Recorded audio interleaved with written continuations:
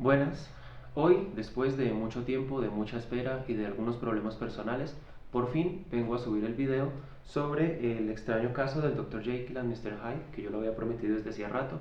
Fue mi primer libro del año, es cortito, es muy recomendable.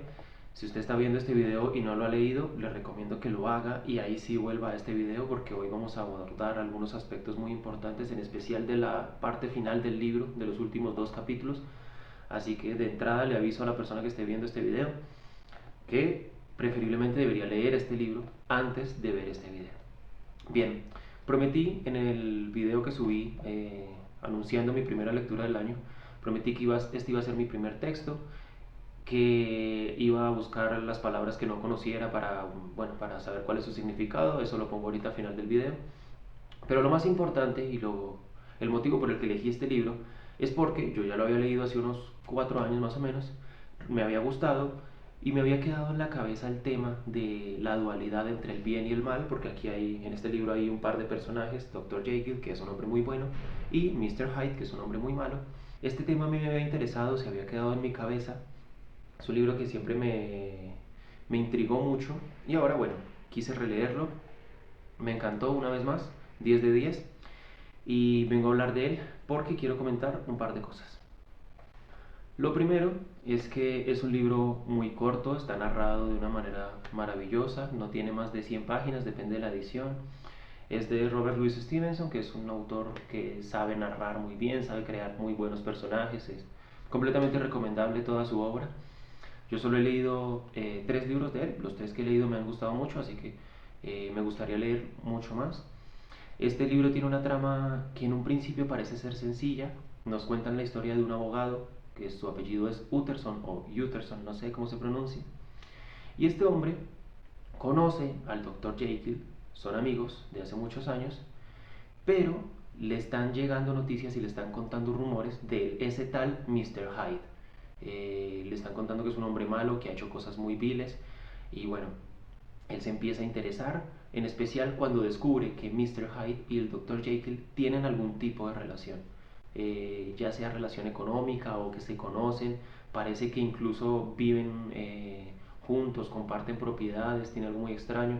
Ahí hay una cuestión de un testamento, el Dr. Jekyll realiza un testamento y dice que en caso de que algo le ocurra, todas sus propiedades van a pasar a ser de Mr. Hyde. Y esto a Utterson, que es su amigo y su abogado de confianza, le parece muy extraño. Dice, ¿por qué todo le va a quedar a Mr. Hyde, un desconocido y además un hombre vil? Parece que es criminal, tiene muy mala fama.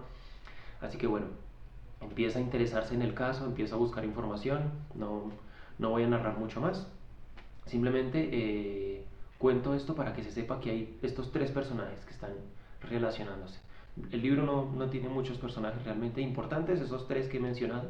Utterson vendría siendo el protagonista, curiosamente. A pesar de que el libro tiene el nombre de los otros dos, pues hay que decir que, al menos a mí me parece que el Dr. Jekyll aparece muy poco en el libro. Y Mr. Hyde aparece un poquito más, pero el que tiene el protagonismo y las riendas de la trama es sin duda el abogado Utterson. Así que bueno, todo lo veremos desde su perspectiva y con él mismo nos adentraremos en la trama y pues iremos descubriendo los secretos. Hasta aquí lo que voy a contar de la trama y de, no sé, y como de introducción. Realmente de aquí en adelante vamos a hacer análisis del libro propiamente. Así que una vez más, si no lo ha leído, vaya y léalo. Bien, hay un gran giro en el libro, hay una vuelta de tuerca, hay un gran momento y es cuando se nos revela que este no es un libro ni de aventura, ni de trama policial, nada, no es un libro realista, no, es ciencia ficción. Y ahí cuando uno lo lee, uno dice, uy, pero ¿qué estaba pasando con Stevenson? Ese tipo escribió de todo, escribió novela histórica, novela de aventuras, escribió cuentos, escribió poemas, hizo de todo. Bueno, también hizo una obra de ciencia ficción. Al menos para mí, yo no sé si las demás personas estén de acuerdo o cómo se catalogue este libro. Para mí es ciencia ficción pura y dura. Pero bueno, tenemos la gran sorpresa de que el Dr. Jekyll y Mr. Hyde son la misma persona. Y el Dr. Jekyll, gracias a unas investigaciones científicas, encontró una pócima con la cual puede modificar su cuerpo y su conciencia, no sé, ahorita hablamos de eso, puede modificar su cuerpo, volverse un hombre pequeño, feo, completamente diferente e irreconocible, y se cambia su nombre, se hace llamar Mr. Hyde. Y bueno, es por esto que nunca en el libro, aunque uno no se da cuenta, nunca en el libro el Dr. Jekyll y Mr. Hyde están en el mismo lugar al mismo tiempo. Es uno de los pequeños engaños que nos tenía Stevenson. La primera vez que yo leí el libro no me lo esperaba, lo leí sin spoilers, no tenía idea que eso era lo que iba a ocurrir. Si usted ya tuvo los spoilers, pues seguramente este giro no le impresionó tanto. A mí en su momento sí me llamó mucho la atención, está muy bien construida la trama, muy bien construidos los giros, las situaciones, las cartas que narran los hechos del pasado. Es una delicia de libro. No voy a analizar tanto su estructura ni cómo está narrado, simplemente me encanta. Lo que sí voy a analizar es el problema que deriva del pensar esta situación en la que un hombre puede volverse otro. Otro en cuanto a lo físico, en cuanto a que puede cambiar su aspecto, puede volverse una persona completamente nueva, ponerse otro nombre y hacer lo que quiera con esa otra identidad. Eso me parece un problema ético tremendo, me parece una situación que pues solamente la ficción nos podría ayudar a pensar, ¿no? Solo la literatura o el cine o el teatro nos puede meter esa idea en la cabeza de qué pasaría si nosotros tuviéramos la habilidad de convertirnos en otro para hacer lo que se nos dé la gana. Ese me parece un dilema bien interesante y bueno, es lo que quiero abordar. Tengo aquí señaladas varias citas del libro. Voy a tomar una foto y después las estaré proyectando mientras narro. De hecho, cuando se acaba el penúltimo capítulo que por cierto se llama La narración del Dr. Lennon, que es otro, no es un personaje tan importante, es un amigo más, otro científico, amigo de Utterson y de el Dr. Jekyll. Están esos tres. Lo que pasa es que Lennon no es tan importante. Pero bueno, están esos tres. El Lennon, o Lanyon, o como se diga, se entera primero de toda esta situación, de que el Dr. Jekyll le cambia de personalidad o de cuerpo o de las dos. Eh, Escribe una carta y la escribe antes de morir y pide que solo se lea esa carta cuando él haya muerto. Entonces se la envía a Utterson, Utterson la guarda hasta que su compañero muere. Es en ese momento que él lee la carta y aquí es cuando nos enteramos que Dr. Jekyll tenía una pócima, pudo crear no sé, algo, no se nos especifica mucho, pudo crear algo que le permitía realizar este cambio de cuerpo, pero que se quedó sin los materiales necesarios para seguir fabricando la pócima. Entonces empieza a tener unos problemas secundarios y es que a veces es Dr. Jekyll, pero en contra de su voluntad, así no se tome la pócima, se vuelve Mr. Hyde, entonces necesita del menjurje este para volver a su cuerpo original, pero como se quedó sin los materiales, pone a su amigo, que también es médico y científico, pone a su amigo Lanyon, como se diga, a buscarle esos materiales, pero después ya no los consigue. Un problema. El punto es que se acaba ese capítulo y a mí me surge una gran duda, porque el Dr. Jekyll cambia de cuerpo, a veces es Jekyll, a veces es Mr. Hyde, pero yo siento que siempre tiene la misma conciencia, es decir, que a pesar de que es Mr. Hyde, él sigue siendo consciente de que él es un hombre científico, de dinero, no sé qué, que está en el cuerpo de otra persona, pero que él no pertenece ahí, él lo sabe y lo tiene completamente claro, él no es Mr. Hyde. Entonces, me pareció muy curioso porque muchas veces de este libro se habla que son dos personajes, uno bueno y uno malo, y que ahí está el dilema, que si uno es bueno, si es malo. Pero no, en realidad es siempre el mismo hombre.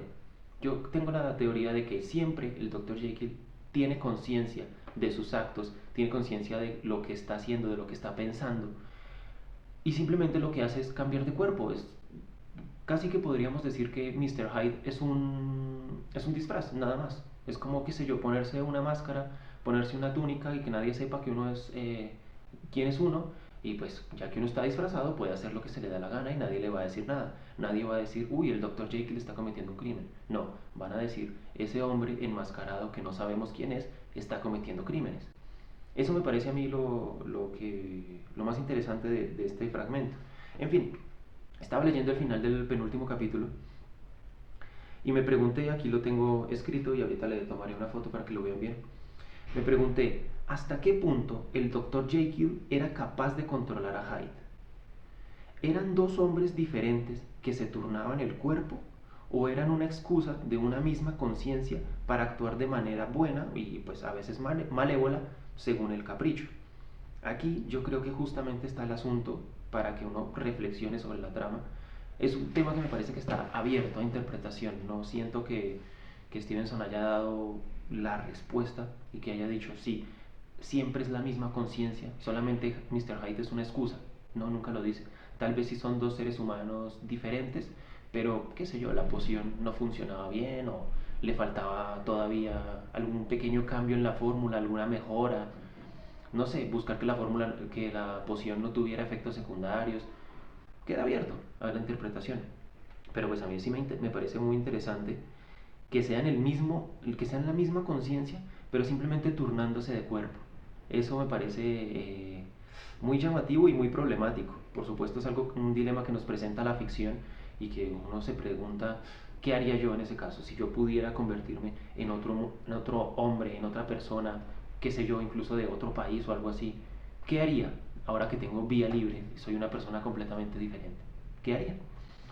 Bueno, pues el Dr. Jekyll, que dedicó toda su vida al estudio, a la razón, al comportamiento con el juicio, a ser un hombre bueno, cuando ve esta posibilidad de convertirse en otro hombre, se vuelve una porquería de persona y aprovecha para ser violento, para maltratar, para matar, para robar, muchas cosas más que Stevenson no detalla, simplemente nos dice que Mr. Hyde era malo, pero a mí me faltó que me contara un poquito más de detalles, qué más hacía, ¿no? Así el libro se pusiera bien turbio, me hubiera gustado saber qué más hacía Mr. Hyde en sus noches de locura.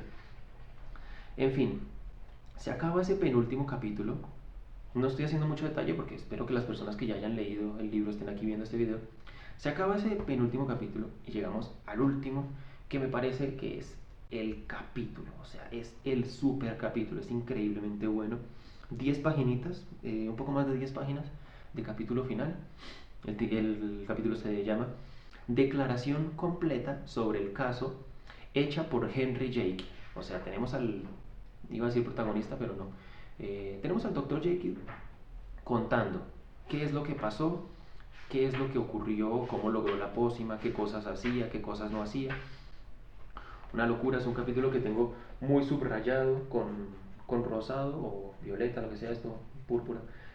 Las cosas que más me interesaron o que me llamaron la atención y con verde palabras que no conocía. Bien, hay una cita, hay muchas, pero hay una que inicia este capítulo, me pareció muy interesante. Y es que dice el Dr. Jekyll, la más grave de mis deficiencias era una cierta alegría impaciente en el carácter, que ha sido la felicidad de muchos, pero que yo encontraba difícil de conciliar con un deseo imperioso de llevar la cabeza muy en alto y aparentar ante el público ser más serio que el común de la gente. Tenemos ahí esa primera parte. El Dr. Jekyll tiene una figura pública, sabe que es un doctor, sabe que es un hombre que respetan, que es un hombre bueno, entonces él lleva la cabeza muy en alto. Lo anterior, o sea, ese orgullo, me llevó a ocultar mis placeres y que al llegar los años de reflexión y mirar en derredor, es decir, cuando se pone a pensar qué es lo que ha hecho de su vida y cuando se pone a rememorar, evaluando mi progreso y posición en el mundo, estuviera ya metido en una vida profundamente doble. ¿Doble por qué? Porque Henry Jekyll es hipócrita y no ha dejado salir sus sentimientos y sus formas de actuar de la manera correcta. Todo el tiempo ha aparentado ser un hombre bueno y se ha ocultado esas tentaciones, más adelante lo dice, esos deseos de hacer, qué sé yo, otras cosas, pero pues siempre tuvo su vida de Apolino y no de Dionisiaco, como dirían en la filosofía. Entonces, ¿qué problema esto? ¿No? Me recordó, por ejemplo, al doctor Fausto de la obra de Goethe. Hay muchas versiones de Fausto, pero yo solo he leído la de Goethe.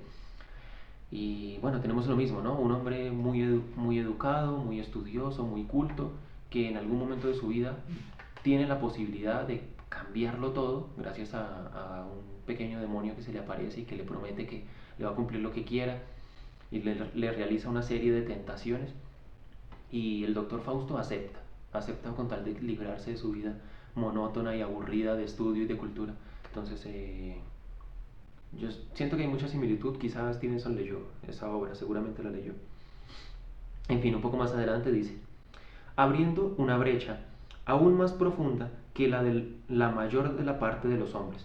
Esta naturaleza separó en mí las provincias del bien y del mal que dividen y componen la naturaleza dual del hombre. Entonces Stevenson dice, hay una naturaleza de todos los hombres. Cuando decimos hombres hablamos de hombres y mujeres. No me vayan a salir que no soy inclusivo. Cuando uno dice hombre, habla de los dos géneros. ¿Listo? Cuando uno dice la historia del hombre, uno está hablando de los dos géneros. ¿Sí? El hombre llegó a la luna. Estamos hablando de la raza humana. ¿Vale? La naturaleza dual del hombre se compone de bien y de mal. Listo. Mayoritariamente se supone que debemos ser buenos, pero de vez en cuando está esa facción pequeña por ahí en el fondo de la conciencia que nos lleva a hacer algo malo, algo indebido, algo prohibido y que nos atrae, ¿no? Entonces, bueno, el Dr. Jekyll tuvo la oportunidad de tomar una poción y esta le daba otra forma con otro hombre y con ese hombre dejaba salir todas sus perversiones. Eh, Cosa que no podemos hacer los seres humanos comunes y corrientes que no tenemos esa pócima. Entonces, he ahí el problema de, bueno, ¿y nosotros qué hacemos? ¿Todo el tiempo es aguantar las tentaciones? Ser un ser humano en una sociedad, al final de cuentas, es luchar contra los instintos animales, ¿no? Eso es la civilización, luchar y contener el instinto, la maldad, lo animal que llevamos y sí, fingir que somos todos muy educados. Un poco más adelante dice, cada día que pasaba, y en ambos lados de mi mente, el moral y el intelectual, me fui acercando a aquella verdad por cuyo conocimiento parcial fui condenado a un aterrador naufragio. Y aquí viene la superfrase del libro. Que el hombre no es uno real, que el hombre no es uno realmente, sino dos. Justo la frase más importante la leí mal. Que el hombre no es uno, sino dos. Listo. No somos una persona, somos dos. Esto me impactó mucho profundamente porque recuerdo muy bien que cuando niño, aquí donde me ven soy un tipo más o menos bueno, no he cometido crímenes, no he hecho cosas así muy malas, soy en promedio un tipo bueno. Pero me recuerdo mucho que cuando yo era niño hacía, qué sé yo, alguna travesura o alguna cosa indebida en el colegio y cuando citaban a mis padres y a mis familiares y demás para hablar de mi situación disciplinaria, bueno, dejaban decir un montón de cosas, que yo era desordenado, que era, qué sé yo, grosero, todo eso. Al salir del colegio, mis padres me preguntaban que por qué era así. Y yo, sin haber leído a Stevenson, sin saber nada de esto, yo les respondía que a veces a mí se me salía el yo malo, cosa con la que todavía me hacen burla en la familia, pero que yo considero que de hecho estaba muy acertado. Se me salía el yo malo. Soy un tipo en general bueno, yo era un niño más o menos bueno, pero de vez en cuando, quería hacer algo mal, no sé, algo indebido, romper las reglas, algo así, y se me salía el yo malo. Bueno, ¿qué más puedo decir? Este libro me llegó profundamente. Un poco más adelante, otra vez hablando del aspecto moral y el intelectual, que es una pelea ahí que tiene Stevenson, fue el aspecto moral en mi propia persona donde aprendí a reconocer la dualidad primigenia y total del hombre. Vi que en el caso de las dos naturalezas que contendían en el campo de mi conciencia. Bien, esto pues, un poco más de lo mismo, ¿no? Tampoco quiero ser muy reiterativo. Avanzando un poco más nos encontramos con una frase que preocupa mucho, que de ser cierta a mí me preocuparía mucho. Y es que Stevenson dice, he tenido que aprender que la desgracia y las cargas de nuestra vida están atadas siempre a los hombros del hombre. Y cuando éste intenta despojarse de ellas, solo logra hacer que regresen con un peso más desconocido y terrible. Aquí el autor está hablando de las tentaciones. Quien intenta librarse de ellas, lo que está haciendo es acumularlas, ahorrarlas, podríamos decir. Pero va a haber un momento en el que salen, explotan y de hecho lo hacen con más fuerza todavía. Acumularlas, guardarlas y dejarlas ahí solo empeora todo. Yo a este tema no encuentro solución, no sé qué hacer, no sé si de vez en cuando los hombres debemos comportarnos de forma maligna y dejar salir, no sé, la ira, las tentaciones, la frustración, todo, no lo sé. Pero me parece muy preocupante en caso de que esto sea cierto, que uno cuando intenta despojarse de ellas, de las tentaciones, de todo eso, solo logra hacer que regresen con un peso más desconocido y terrible. De ser esto cierto, preocupante.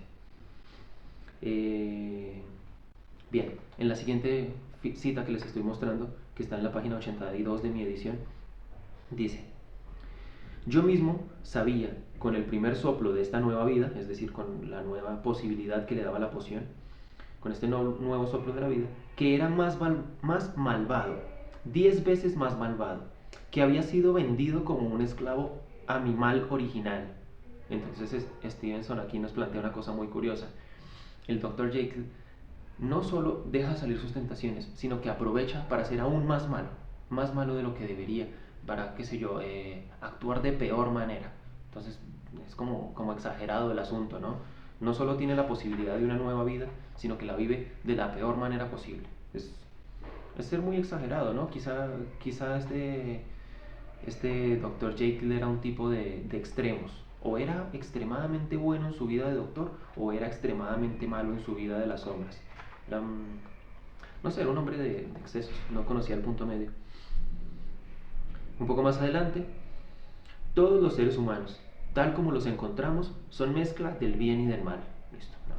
Solo esa frase para que explicarla, si ya hemos hablado mucho del tema, es simplemente para defender la tesis que tengo de que el asunto del bien y del mal es, por supuesto, lo que más le llamó la atención a Stevenson con este libro.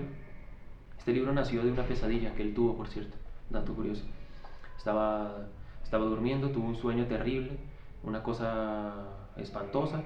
Se despertó sudado, asustado. La esposa le dijo que qué había ocurrido. Él le contó la historia y dijo que esa historia tal vez debía ser contada.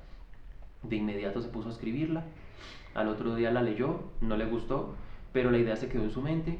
Le dio vueltas a la trama, la refinó, le puso los problemas morales y filosóficos y nació este libro, de una pesadilla, como le pasaba a Poe. En fin, aquí vemos en la página 89, con la cita que les estaré mostrando, que hay un problema muy serio con el Dr. Jekyll. Y es que, como dice, todo parecía apuntar a lo siguiente: poco a poco perdía dominio sobre mi yo original y mejor, y en forma paulatina me iba incorporando a mi segundo y peor yo. Eso de en forma paulatina me iba incorporando a mi segundo y peor yo, es un tema que me parece muy duro, porque he notado que muchas personas caen ante las tentaciones y se quedan ahí, se incorporan a ese segundo y peor yo, caen en el crimen y se dedican completamente al crimen. La persona que prueba un poquito de la maldad le gusta. Por eso es que un violador no viola solo una persona, viola varias, porque la primera le gusta. Por eso es que un ratero no se detiene a la primera vez, por eso el drogadicto no se detiene con la primera dosis, porque el mal atrae, es adictivo, les gusta. Y eso, pues, como ya digo yo, muy preocupante. Al Dr. Jekyll le gustó la maldad, le gustó no sé, la libertad, pero no libertad, ya es libertinaje, ya es una cosa exagerada. Y este tema, no sé a ustedes, pero a mí me asusta. La tentación del mal me asusta mucho. Sigue el libro, sigue este último capítulo tan espectacular y tan duro, en la página 90, donde dice: pero a poco empezó el tiempo a borrar la frescura de mi alarma. Los elogios de la conciencia comenzaron a volverse asunto cotidiano y comencé a verme torturado por anhelos y ansias. Anhelos, ansias, tentaciones. Como si Hyde estuviera luchando por la libertad. Hyde, o sea, la maldad, está luchando por ser libre y por dominar el cuerpo. Y por fin, en un momento de debilidad moral, volví a preparar la mezcla y tragué la poción transformadora. Aquí ya no había vuelta atrás. Lo que sea que durara la vida de Jekyll ya iba a estar completamente dependiente a esta pócima o a esta droga que le permitía eh, saborear la maldad. Así que ya vemos un deterioramiento del personaje, una cosa increíble. Me recuerda también un poco a Dorian Gray, cuando ya asume todo el problema del cuadro y que su maldad nunca se verá reflejada en él, y que ya se libera y se vuelve drogadicto, visita prostíbulos, se dedica a la vida del crimen. Me recuerda mucho a eso. Ya es un personaje que está tan dañado y tan deteriorado que uno dice: este tipo no se mejora, ¿no? O sea, ya tanto Dorian Gray como aquí el Dr. Jekyll, ya están sumidos en la maldad, ¿no? Es casi que imposible liberarlos. Un poco más adelante dice, mi demonio, enjaulado desde hacía mucho tiempo, salió rugiendo. Ya no había cómo detenerlo. Así que bueno, hasta aquí van las citas que señalé del libro. Podría haber tenido más, pero estas creo que fueron las que más me llamaron la atención. Henry Jekyll es incapaz de afrontar la verdad de lo que ha sido tentado, del hombre malo que es. Toda la vida vivió como un hipócrita. Nunca supo aceptar que tenía tentaciones, que era un hombre malo. Tanto así que hasta el último momento, cuando su amigo lo descubre y están a punto de ingresar a la habitación en la que él ya se había transformado en Mr. Hyde, lo que hace, pues, como ya saben ustedes, es suicidarse. La de todo cobarde. Fue incapaz de afrontar la verdad, fue incapaz de decir, sí, soy un hombre malo, me he visto envuelto en la tentación. No, no fue capaz. Se mató, como hacen todos los cobardes que son incapaces de darle la cara a la vida. Y bueno, vimos el deterioramiento de un personaje hipócrita y falso. Y pues la verdad me encanta este tipo de dilemas, este tipo de problemas. Me pone a pensar hasta qué punto yo podría ser malo, hasta qué punto yo podría dejar que mi otro yo tome la posesión de mi cuerpo. Intento que no lo haga mucho, intento la mayoría del tiempo ser un tipo bueno en sociedad, pero, pero no sé, siempre existe el miedo de que salga ese otro yo.